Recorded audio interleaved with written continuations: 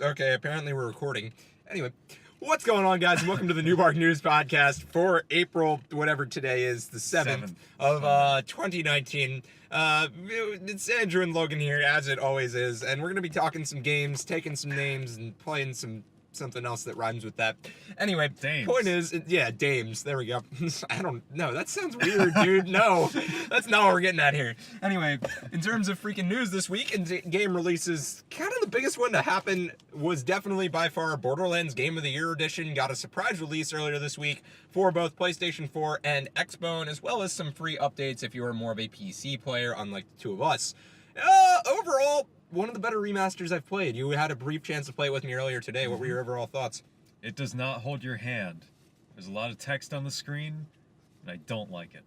And there's a lot of stuff happening. Hot take. But overall, compared to the original, I can tell you it's dramatically better.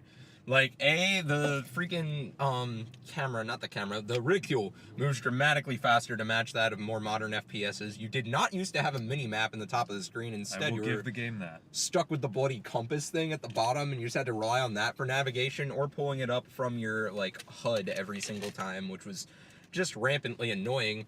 And just the overall pacing and, leveling up feels a little smoother to me than I remember it being, but also I have to bear in mind it's been a good 4 or 5 years since I played the original thoroughly, so maybe I'm tainted, maybe I'm just buying the placebo effect, but runs real smooth, plays real great, and I'm glad to have all 3 Borderlands games now on one console. While on the topic of Borderlands, you got a free 4K update if you own the Handsome Collection for Xbone or PS4 this week, and I gotta tell you, looks bloody fantastic in my opinion. Any thoughts on that, Logan? Well, we only played split screens, so I can't really attest to any of the graphical glory myself, but from what I played, it certainly was cel shaded, and it certainly did look pretty good. I'll give it that. Quality cel shading. That's what you heard it here first, folks. Not really.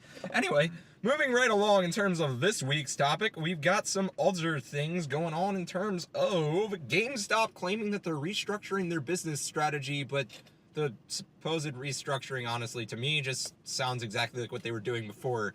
They were saying they were trying to make it more of a cultural experience, but isn't that what they're always going for with the bloody merchandise and everything else? I think they're just trying to make the whole store experience more laid back. They're trying to make GameStop something you go to actually hang out with other people, but I can't imagine that ever being the case with me personally. I like it in theory.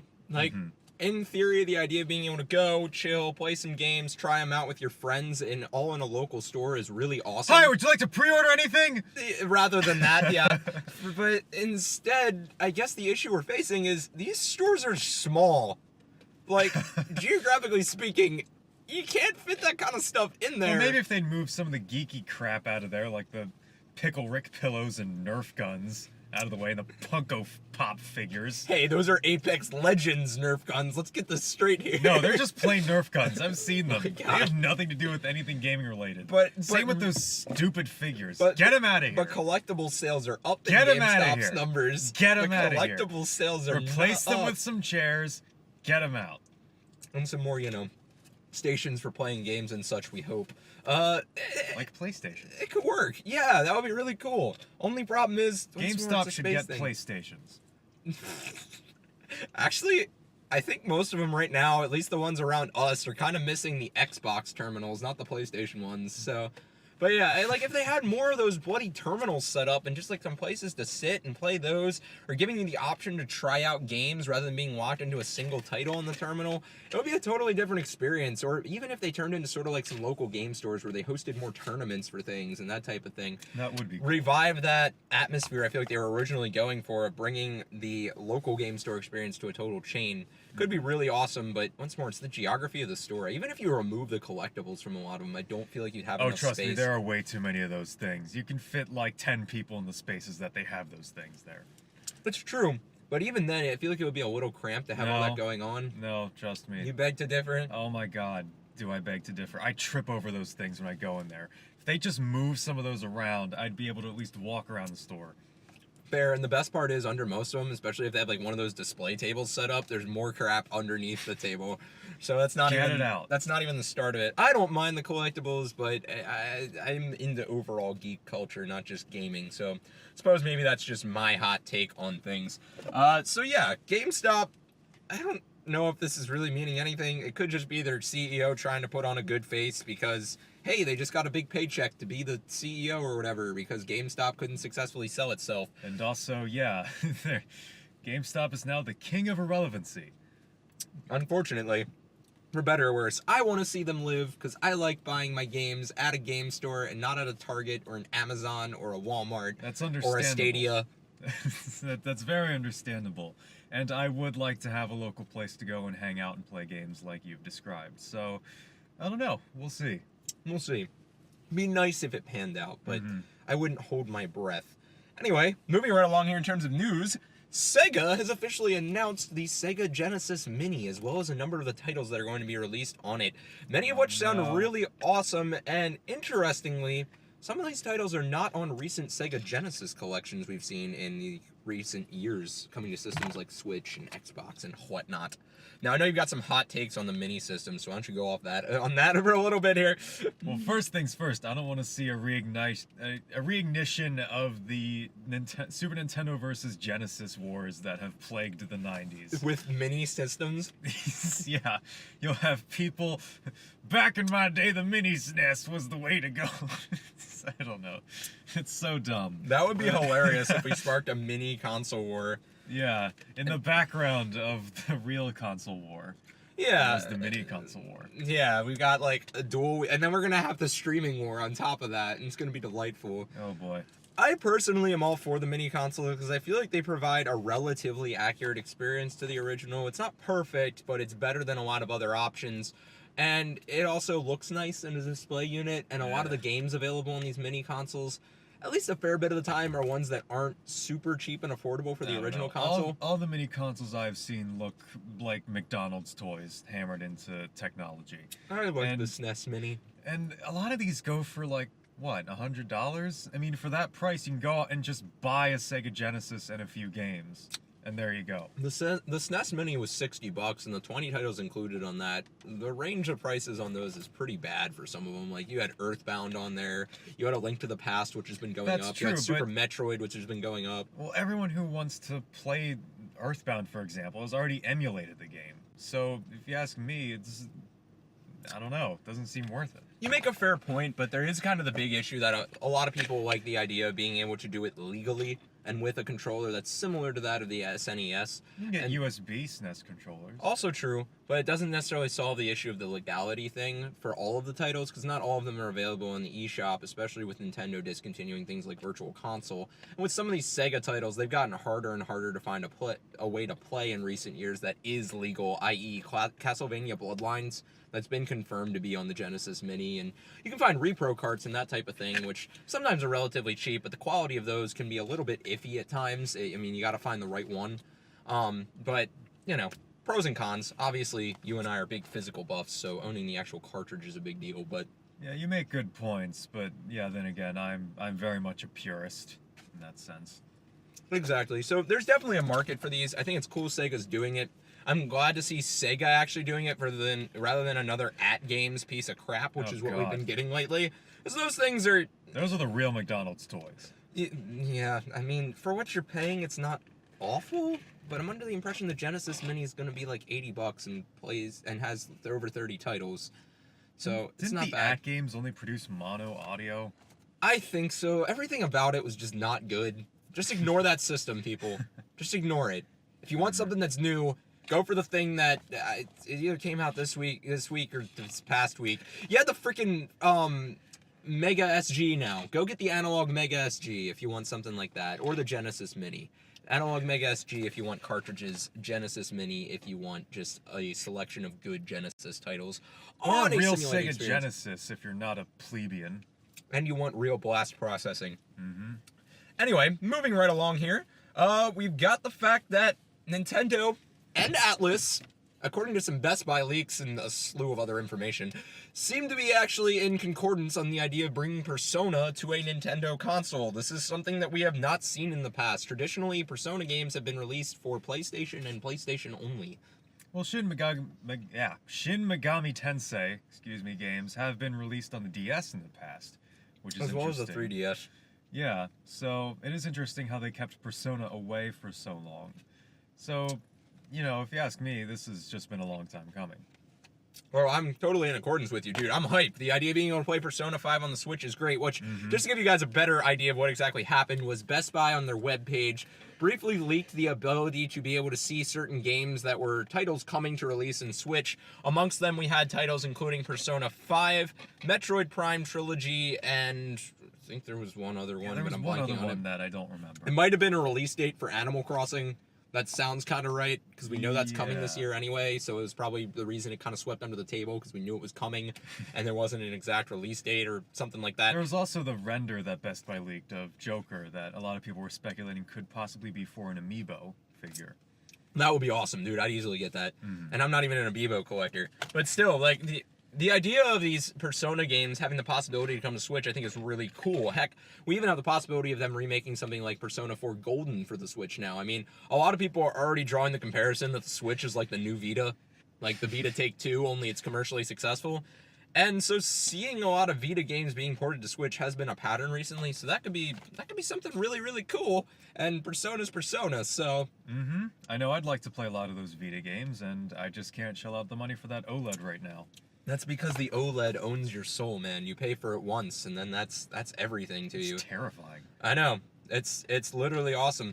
So while we're on the topic of this supposed Persona 5 remake is going to be called Persona 5 The Royal. Now, the question that a lot of us have been raising, because we don't have it exactly answered yet, is this something that's going to be like a remastered, updated version for the PlayStation 4? Is this the same version we're getting on Switch?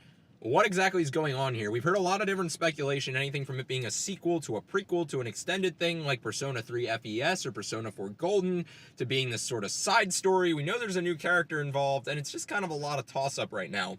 Now, I know there's an interesting pattern you notice between this and some Nintendo news we're supposed to get later this month. That's right.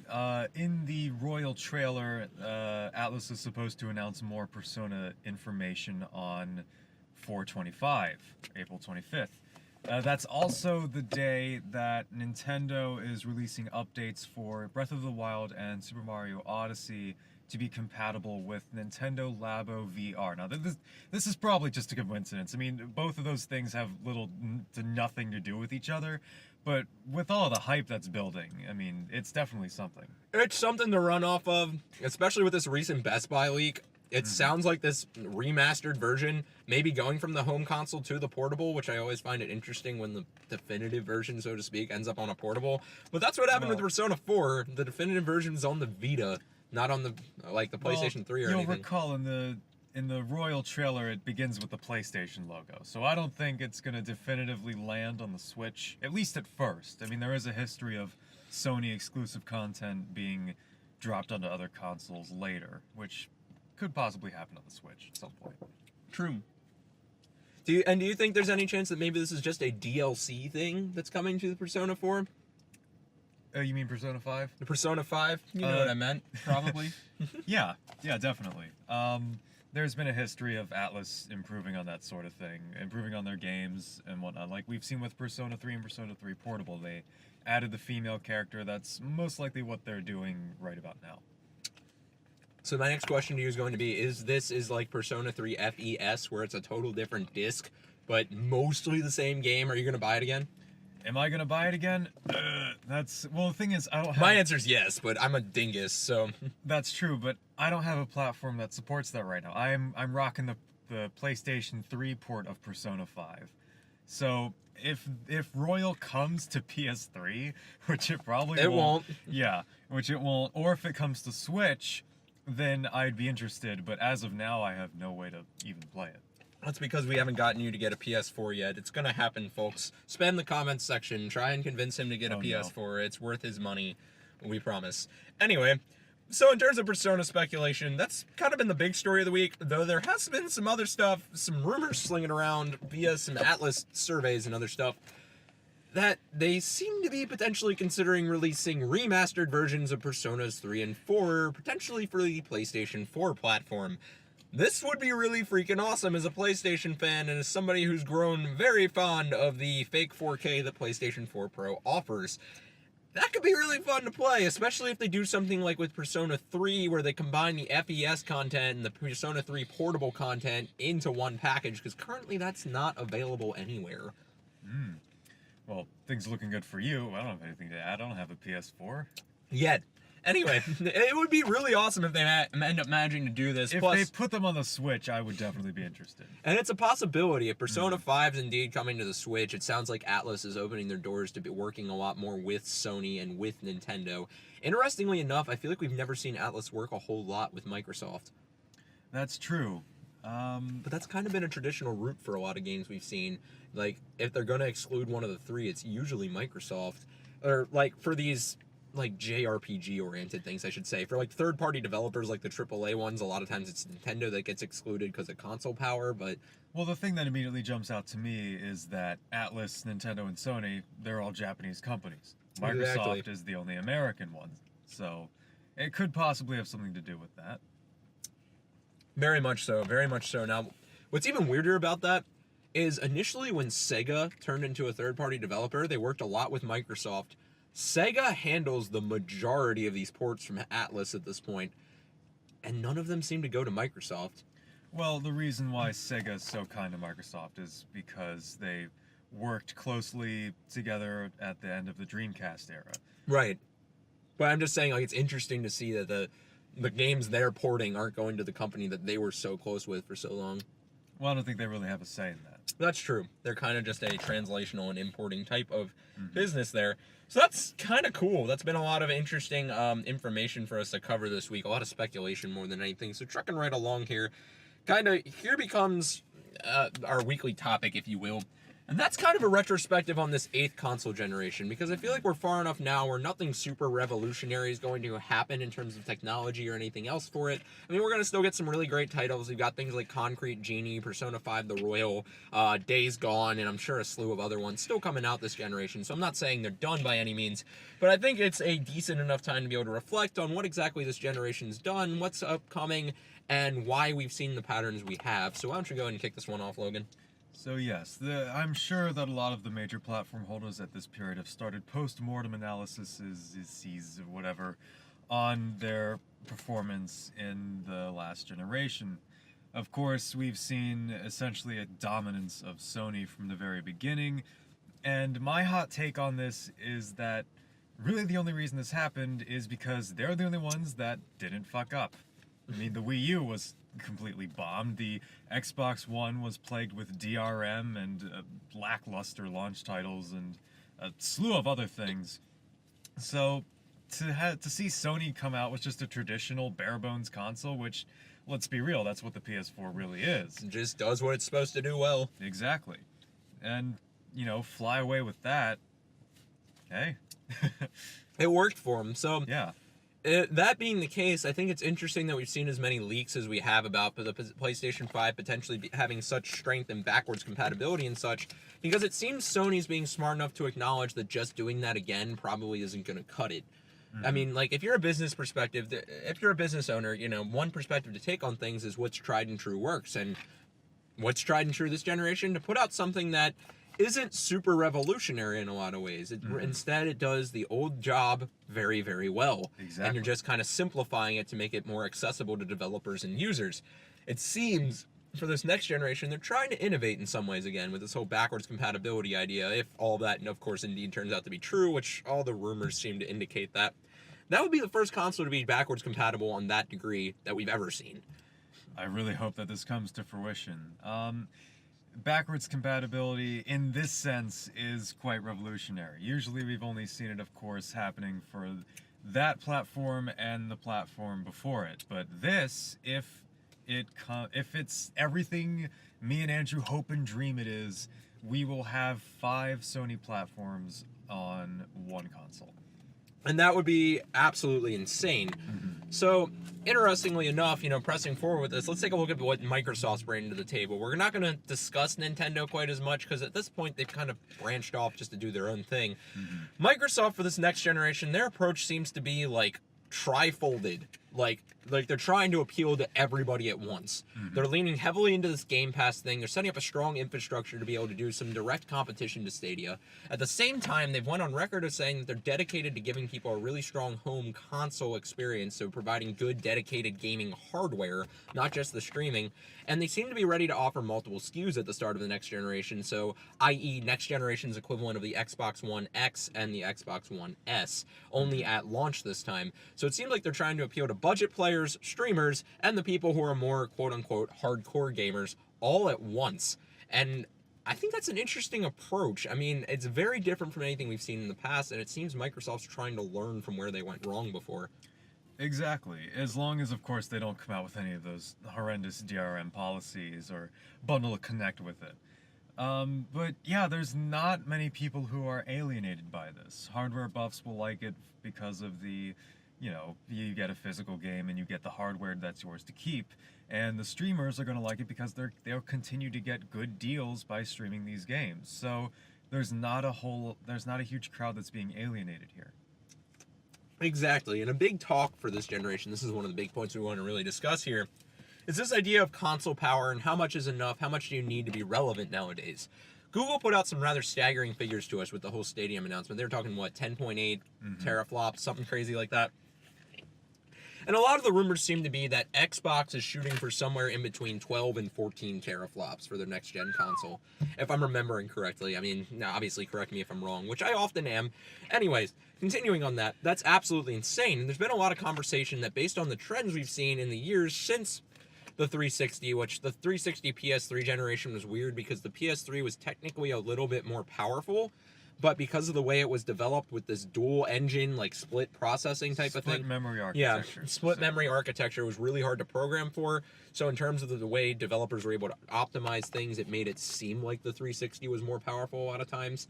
This generation, after the initial launch of the consoles, Xbox has basically had the stronger system.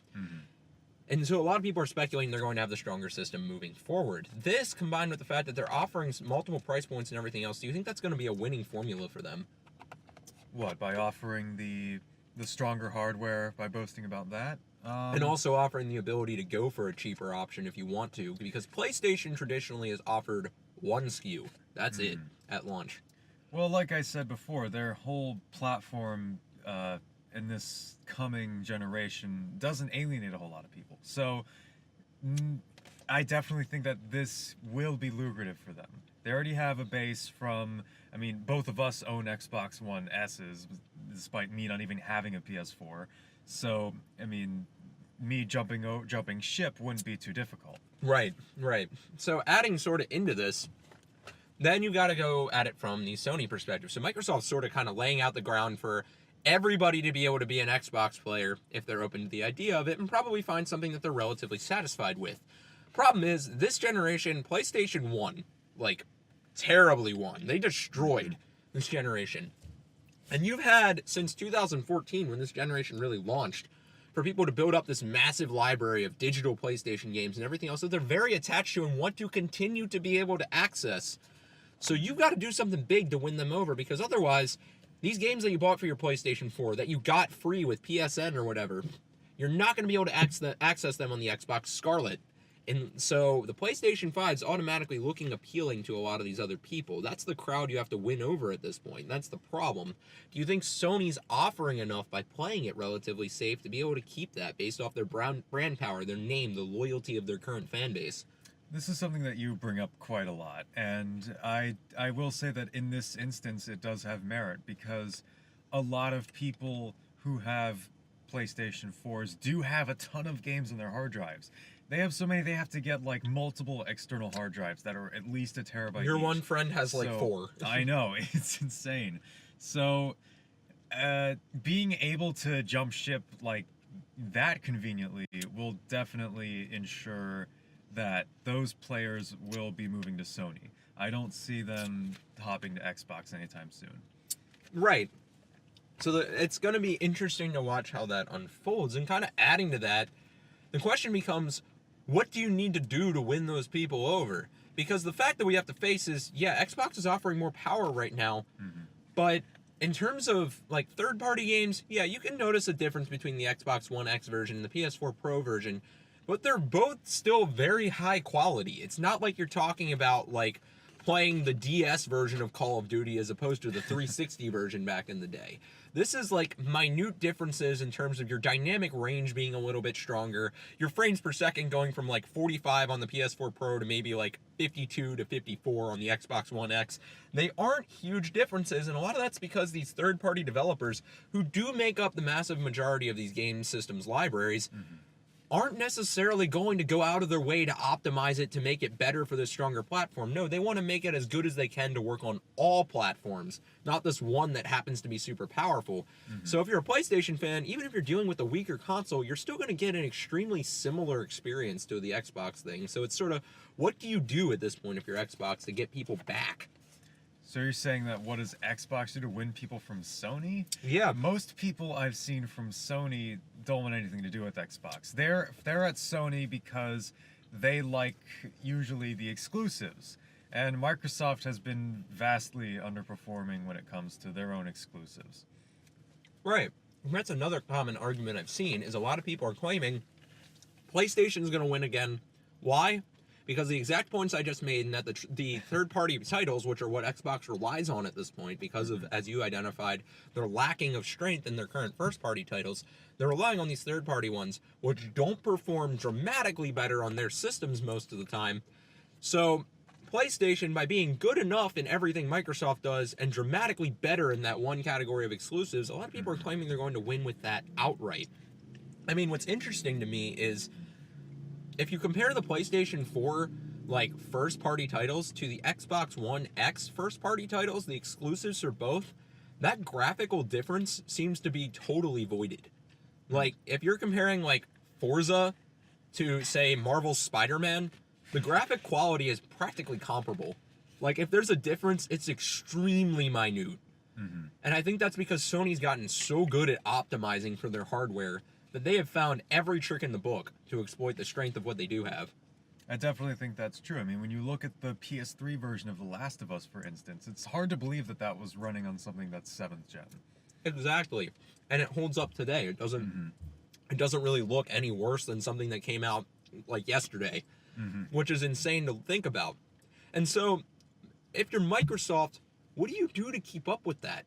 Because you need to somehow get back in that exclusive reign. I mean, they had a slew of titles for a while that were working well for them. They had Forza, Gears of War, Halo. There were a couple others in there. I'm kind of blanking on what they are at the moment, but... Me too. We probably shouldn't be, since we both own Xbox Ones, but that's really how it is at this point. Yeah, one of the things that's even enticing to me when it comes to Sony and the PS4 Pro is the VR. Even Nintendo, as we just discussed earlier in this podcast, is having some sort of Labo thing that is like their version of VR. We haven't seen anything from Microsoft to even try that. Exactly. Like, we've seen HoloLens, but there's been no practical execution of that, especially in gaming. Right, and do we even know if that's compatible with the Xbox, or is it just a Windows thing? Beats me. I mean, at this point, they're practically the same anyway. I mean, That's Xbox true. basically runs off discount Windows 10.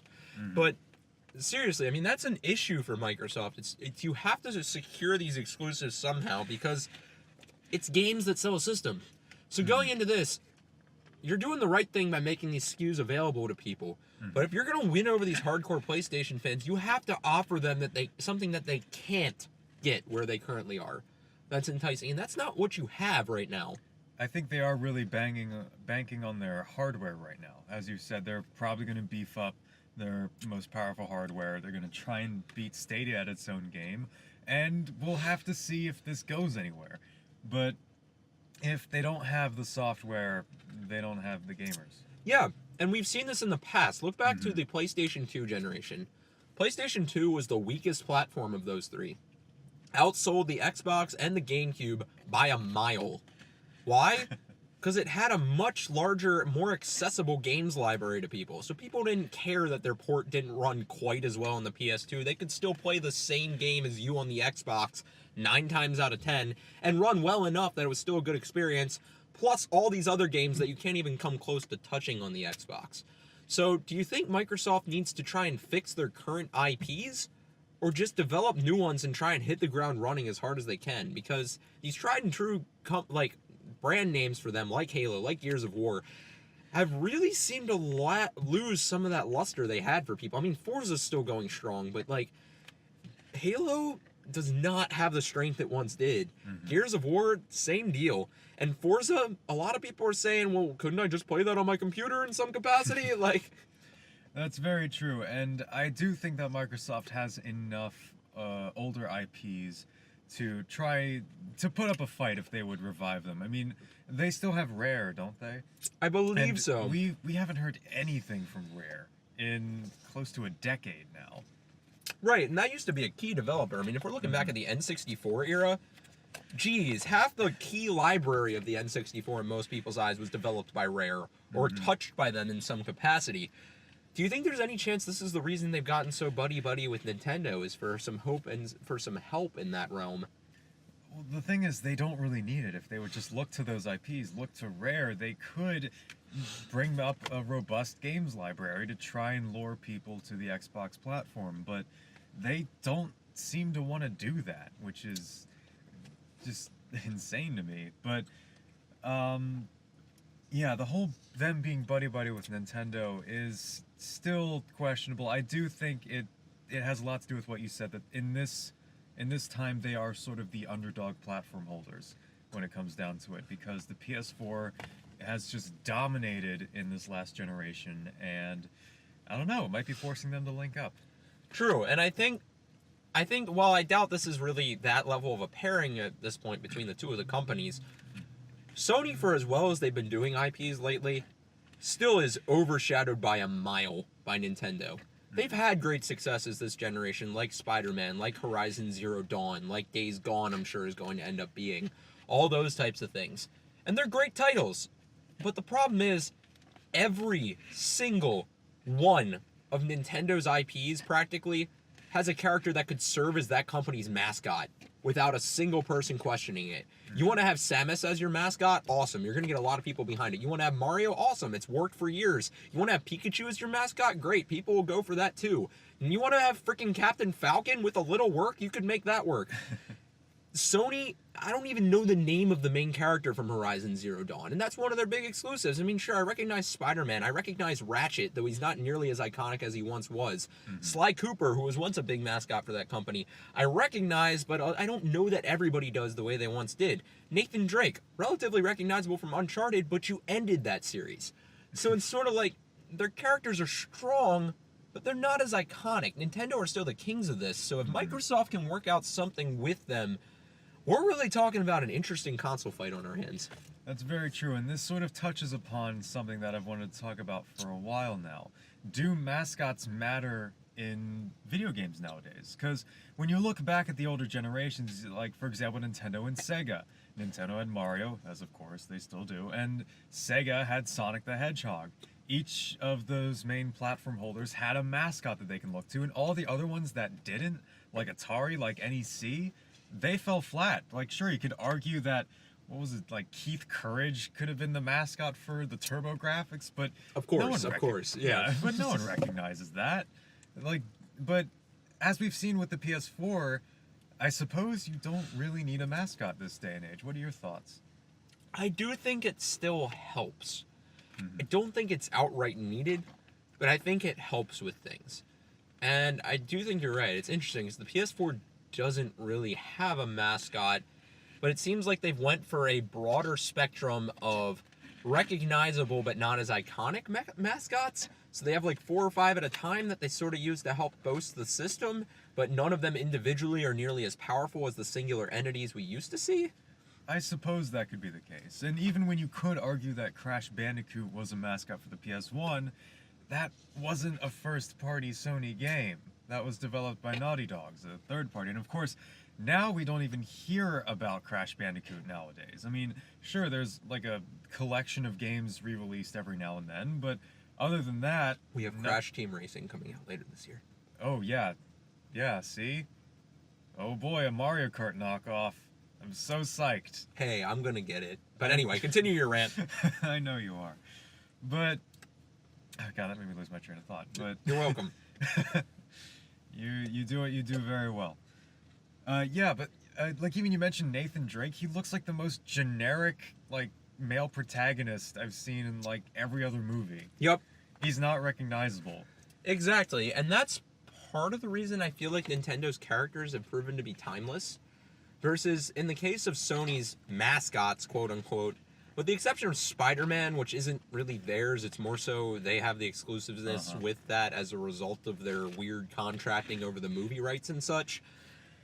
Regardless, my point being there is none of their mascots have ever lasted them more than like a generation and a half. And they haven't proven to be so iconic, and I think it's because they haven't had as distinctive character designs. I mean, Sackboy almost did it for a while with Little Big Planet. But nowadays, nobody really cares anymore. I mean, it's still a popular game in its own right, but it's not like, you know, the new Mario Party or the new Mario Kart or like the Pokemon Sword and Shield, right? So I think we're in a weird place when it comes to Sony with the whole mascot thing. I mean, Xbox doesn't really have a mascot anymore. For the longest time, they could use Master Chief as being their wheelhouse, but it seems ever since Bungie split from him, the Master Chief doesn't carry the weight it once did. I mean, Halo 4 was sold really well, but that was because of the name. And after that, things kind of tapered off for Halo. It hasn't been seen as nearly as good of a franchise since. I know, it's just been taking up those 97 gigabytes on my hard drive. Exactly. I haven't even touched it. And most of us kind of consider Halo 3 still the definitive experience, or Reach, depending on which way you want to lean. Yeah, I think this mostly has to do with a difference in philosophy. I mean, as I mentioned briefly before, the PS4 is selling like hotcakes, and of course, like you said, there's not a definitive mascot, and I think what you said is true. I think they might just not need one. They have enough third-party support and enough first-party gems here and there to really bolster their audience.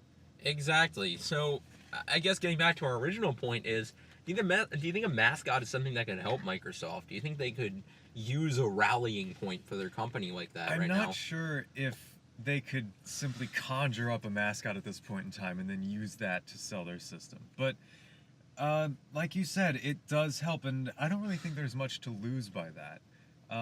Blinks the cat is the first thing that comes to my mind as sort of, or Blinks the Time Sweeper. Not sure if the main character was called Blinks, but it was a cat. Mm-hmm. They could use that. I think that was one of their first party IPs. Right. Or even generating something new. I mean, you saw the kind of difference back in the 90s that just creating Sonic made for Sega.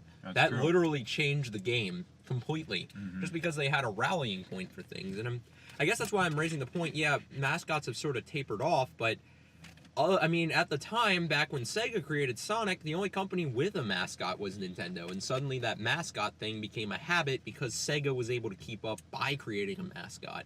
Mm-hmm. So do you think suddenly that could be a game changer the way it was for Sega back in the day?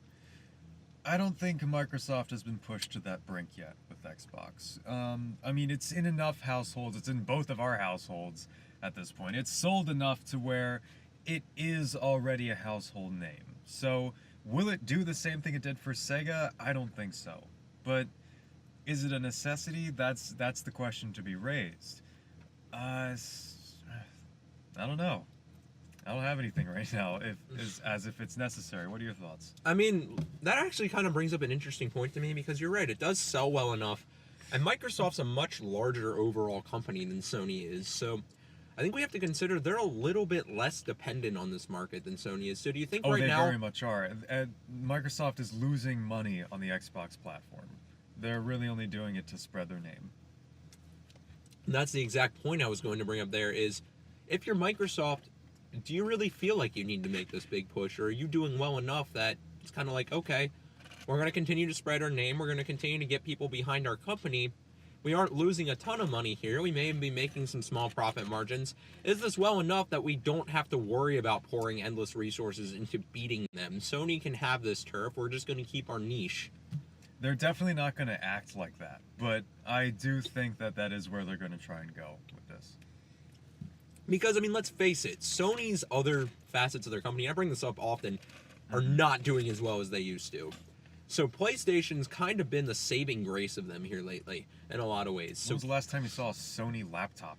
Exactly. Smartphone? They made those things, but I haven't seen any of them lately. Exactly. You see PlayStations everywhere, so Sony needs this.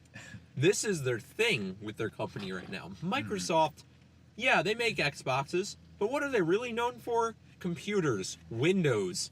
You know, that's everywhere. They're fine if Xbox fails. Sony, if PlayStation suddenly flops, I don't know how well they're going to be faring. They've got a lot more on the line here. And maybe that's the reason that despite having less powerful hardware, we still see their first-party games seem to keep up just fine, is because they need it. There's that pressure on them to do better. They're hungry. Yeah. Hungry for success, and they've certainly found it this generation. So what do you think is going to be the path that Sony's going to take moving forward from this? It seems, if these backwards compatibility patents are any indication of what's going to happen, that they might actually be trying to play the opposite game of Microsoft and kind of The opposite. pander to the physical buffs as much as they can while they're working on this streaming stuff. So it's sort of like, we're going to put this out to buy us time before streaming really takes off. And in the background, we're going to be working on the streaming. That's true. Sony's network infrastructure has never been as strong as Microsoft's. We bring this up often too, but It's the reason the that's truth. 360 took off so easily, or one of the reasons. One of the reasons. So, that being the case, I think it makes some sense, because streaming, regardless of your Google, your Microsoft, your freaking Amazon, I don't care, it's too new for you to get it right within this first shot. It's going to take you at least 2 years to get those kinks to the point where it's a fully functional system the way a classic traditional console like the PlayStation 4 is. And honestly, I think 2 years is being a generous bet.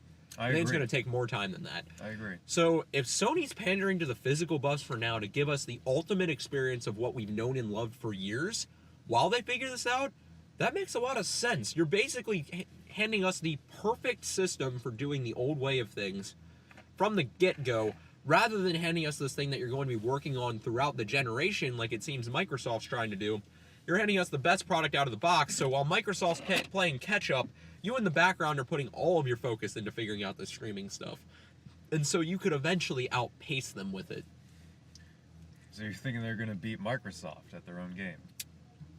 I don't think Because it's a with this- guarantee, but I'd say there's a possibility if they do it right. Because with this, we've said before, Sony would likely pander to the physical buffs like ourselves, but it seems with the latest Microsoft announcements, that's what Microsoft's going to do as well with their new platforms.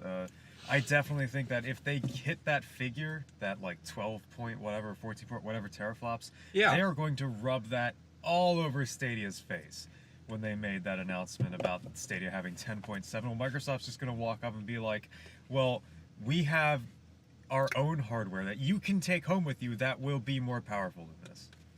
Yeah, I mean, you're not wrong there, but I think Microsoft's issue in that field is they've already lost that fight. In terms of being a classic game system for this generation, most of the way our conversations leaned throughout this podcast is the fact that Sony has secured that audience. Microsoft has to do something dramatic to win it back. It's why change if I don't have to at this point for the Sony fans. That's true. So Microsoft needs this shift in the market in order to get their fan base back, unless Sony totally messes up this next generation, which knowing them, I don't think they really will. The biggest hiccup true. for this company, in all honesty, was basically the launch of the PlayStation 3. Other than that, they've been steady and strong. And the PlayStation 3, they even managed to recover from towards the end, and it just took them a while. So Microsoft needs this streaming stuff to kind of shift the name of the game versus, once more, this whole idea of buying time. Sony basically just has to continue to offer us a good service for people to stay with them. And I'm saying we because, honestly, I'm one of those people right now. You're going to have to win me over if you're Microsoft. And I don't think you're going to pull it off. I care about these Sony exclusives because I love playing them. I care about the Sony console because I think it gives me a really good experience for my buck, and there's nothing I really care about on Xbox that I can't already get with my Sony platform. That's very true, except backwards compatibility, of course. Yeah, but I've been with Sony long enough, I don't have to worry about that. But it is an interesting point to bring up, but it sounds like they're even trying to fix that with the PlayStation 5. Let's hope they do. Yeah, any closing thoughts on this subject, my guy? Backwards compatibility, please. Yeah, exactly. So with that being said, let's go ahead and move on to our last segment for this video of what the heck have we been playing? Why don't you go first, my friend? Oblivion. That's basically it. I've been sloughing through Oblivion. It's been great. It's been quite a time. I crave it right now. I didn't think I'd like it this much. I think I might like it better than Skyrim. I've surprised myself with this. One of those, eh? I guess I'm one of those now. There you go. That's something. Mm-hmm. I mean, it sounds like a good game. I think I would like some of the questing system because you were talking about how much more variety you see there versus I feel like Skyrim, it was every quest. Go into this dungeon and get this thing, and it was The usually Draugr ruins. Yeah, every single time. I don't know how the Draugr took my amulet, but they did. Go get it. My shirt was stolen by the Draugr. Go get it. Yeah. My worthless sack of dirt was stolen by the Draugr. Go get it. Go into the same crypt. Ulfric's crown. You should go get it. Hey, where is it? A Draugr crypt? Where else would it be? So if we destroyed the Draugr crypts, all of our problems would be solved. I think that's then you'd also destroy like 90% of Skyrim. That's true. But that's okay. No, but yeah, I mean, I guess that's a good thing. And it's definitely like the more old school RPG-esque, which is something I do quite enjoy. I like my games hard. That's fair. I like challenge too, but I like a lot of the convenience of life things that newer games have brought. The rewind button in Mega Man, huh? You're one of those? I don't think I'd like that in particular. I'm more so talking about my button layouts actually making sense for things, so I'm not losing because I have to have my thumb in 3 places at once. I kind of like that, to be honest. Like, when I have stuff hotkeyed on Oblivion, I'm like, they're like dancing across the D-pad. That's amazing. It's great. But yeah, I mean, Oblivion seems cool. I'll have to give it a whirl at some point. So what have you been playing? Bloody Borderlands, the pre-sequel. I've never played it before. I picked up the Handsome Collection once it got the 4K update, and I gotta be honest with you, a lot of my friends who I used to play Borderlands with really didn't like the pre-sequel very much. I, on the other hand, so far think it's the best Borderlands. I think it took everything, so far I think it's taken everything we loved about the previous two, added a much better story to it, and overall one of my biggest issues with all of the Borderlands games is I haven't felt much appeal to try out many of the classes. Usually there's like 1 or 2 I like, which makes the replayability value kind of go down for me to some extent because I don't feel the need to try out all these other ones. Like in the first one, I like the Siren and the Hunter a decent bit. I played as the Soldier once, but I don't think I'd do that again. My playstyle sort of changed. In the second one, the only ones I really wanted to play as were like the Siren and the Necromancer. And so with Borderlands, the pre-sequel, I want to play as basically everybody except Claptrap, and they offer 6 classes in there. That's just, and even Claptrap kind of seems fun just because of the randomization involved in his skill. So I think they really hit the nail on the head with this game, and with that being the case, I'm really hyped to see what they do with Borderlands 3. Well, that's interesting. Let's just hope you can get it on Steam at some point. I know, we actually forgot to bring this up. Borderlands 3, Epic right. Game Store exclusive for the first 6 months. So if you're a PC gamer, sorry. Like, most of you hate the Epic Game Store. Speaking of which, tell us in the comments, why does that suck so much? We're console gamers. We don't know this. Yeah, like, what about the Epic Store makes you not want to try it out? Because right now, Steam essentially has a monopoly on PC gaming. They're the only real provider that has actually seen success with this whole thing. So what is it about trying a different one or having 2 that is that because off-putting? monopolies are good for the economy, Logan. Obviously. I'm sorry. How did I not see it? They're healthy. No, seriously, I genuinely want to know what is so bad about the Epic Games Store because I'm ignorant as to the subject. Regardless, for all you Steam junkies out there, this kind of sucks. Also makes me feel kind of good I'm a console gamer because I'm going to get it on my PS4 Pro. Speaking of which, if you're interested in the $250 Ultimate Collector's Edition, go try and find that now because, like, it's already hard to get. Comes with a bunch of figures and crap. Yup, and I ended up going for the $100 Collector's Edition because the $251 was already all pre-ordered out at my local GameStop. Support your local game store, kids. Even if it is a name brand company, it's the best we've got right now. That's true. It's a sad state of gaming. It really is. But that's all I got to say for this week. How about you, my guy? Backwards compatibility, please, part 2. Electric Boogaloo. Exactly. So I think it's going to wrap it up, guys. Thanks for tuning in. This has been the New Bark News Podcast. From a Sonic parking lot. That's, very professional of us. We'll catch you all next time.